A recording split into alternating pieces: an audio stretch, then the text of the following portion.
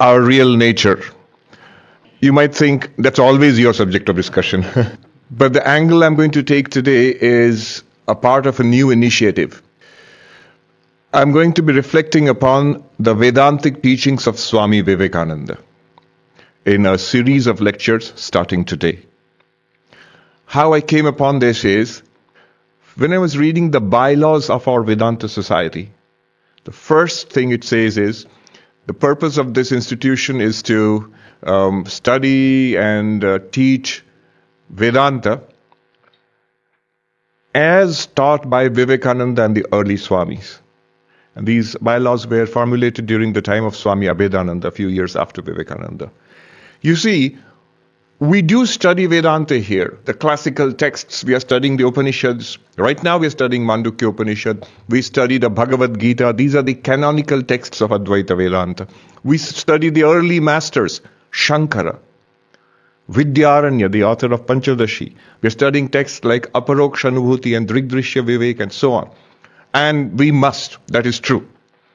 But Vivekananda is of special relevance to us. In this center, of course, because this was where Swami Vivekananda first started his work, his organizational work in the West, the first Vedanta society. This was where his classics, Raja Yoga and Karma Yoga, Bhakti Yoga and Jnana Yoga also were, in fact, first published from this center. I was reflecting upon that and I was thinking, notice, why Vivekananda? When you're studying Vedanta, what's the speciality? Why should we focus on Vivekananda? Vivekananda restated, in our modern context, the ancient teachings of Vedanta. He gave new insights. It's not just he gave the old teachings again, the old wine in new bottle, not just that, but new insights into Vedanta. Vivekananda was very much acquainted with the developments of science in his time, philosophy. He was a man of the entire world, not just the Indian context. He was a unique synthesis of East and West.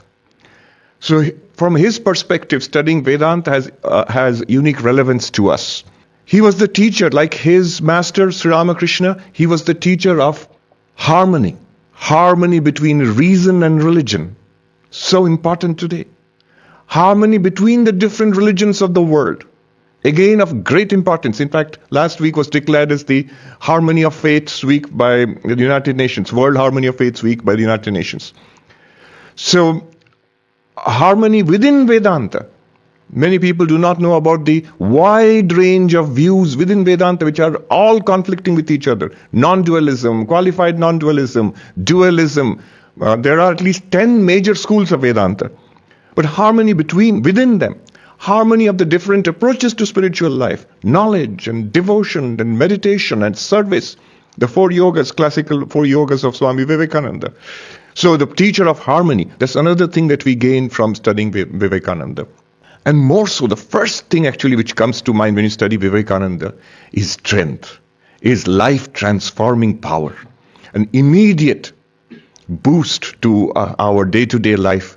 You feel surcharged with positivity. You feel surcharged with strength to live our lives. Life-transforming power. I'm fully convinced that the power which works through Vivekananda is the power of the Avatara, of Sri Ramakrishna transmitted through Vivekananda. So these, and there are many other reasons. I was sitting and reflecting, why Vivekananda? So some of these reasons which came to my mind were these, and there are other reasons too.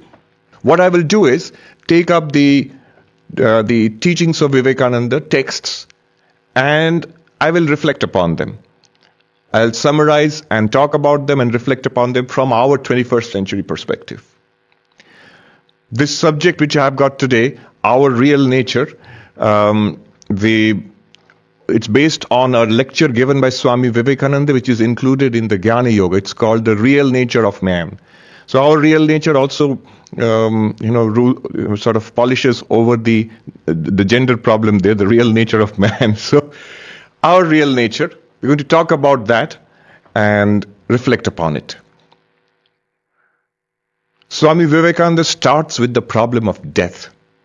Cheerful note. But it is the central problem. I was reading a very interesting book recently. It's called A Brief History of Thought. And it's an introduction to Western thought, Western philosophy particularly, but Western thought.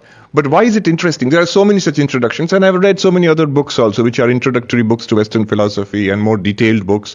But this was different. Why was it different? Well, first of all, it's written by a Frenchman. Luc Ferry, he is a French philosopher. He was at one time the education minister of France. And he's a noted philosopher. After starting to read the book, I looked him up on internet, but all the talks there are in French, so I couldn't follow. This is a translation. Being French, he is independent. Let's put it that way.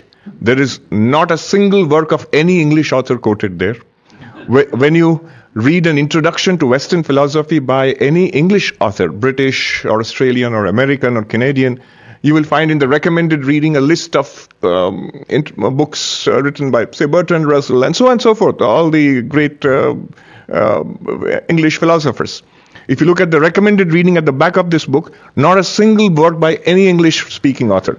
No, there are no philosophers of note in Britain or America or Australia. All the reading is French or German writers and finished. But that's not the point. He starts off, when we started learning philosophy, what is philosophy? And he said the standard definition is critical thinking about issues of interest. He says that's nonsense. That is not philosophy.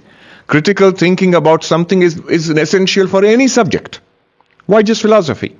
And he says what philosophy really is to grapple with the problem of death. How interesting, he says. Here is a person who's mastered the entire Western canon. And as I read the book, it's a beautiful thing, it's really worth reading. Idiosyncratic. I did not agree with quite a bit of what he said, and you will not agree with it if you read it, but still original and brilliant. He starts off, he says, 3 things have to be considered when you talk about philosophy or thought in general, human thought. One is theoria, the original Greek word from which theory has come. That was also an eye-opener for me, because theo means the ultimate realities. Orao in Greek, apparently, I didn't know that, it means I see. So I see the ultimate truth. And what struck me, I was thunderstruck because the name for philosophy in India is darshana, to see the ultimate realities. And when we studied philosophy, when we were novices, we were taught by our professors for philosophy that, see, Western philosophy and Indian philosophy are different. Indian philosophy is realizing the ultimate truth, that is darshana, but Western philosophy is philosophia, love of wisdom. It's about thinking. No, it's the same thing. It took me 30 years to come to this, and thanks to this person who says the literal meaning of theory and the meaning of the Indian word darshana is exactly the same, literally the same. Theory of 1. Number 2, he says we must consider ethics. What is it that we have to do? Theory is your theory, is your speculation about the world, what the world is. What follows from that? Second is ethics. So what do we do about it? That question. What is good and what is bad? And the last one, he says, every system of thought must have something to say about what he calls salvation. How does it confront death? What is the solution given by that system of thought about death? The problem of death is fundamental. We may say, no, I don't think about it. A modern psychoanalyst would say, the more serious problem, suppression, repression. You're not thinking about it. When they say, I have no problem, a very serious problem, you are repressing me. Carl Jung, who also has an interesting history with this center, because there's a beautiful dialogue between him and Swami Vivekananda. If you Google Swami Vivekananda, Carl Jung, a dialogue about spirituality and psychoanalysis. Carl Jung said, I have seen that most psychopathology, especially in middle-aged people after middle age, is because of the fear of death. We do not admit it, we do not see it, but it haunts us. Ernst Becker, the classic book, it won the Pulitzer Award, The Denial of Death. He says, we are haunted by the fear of death.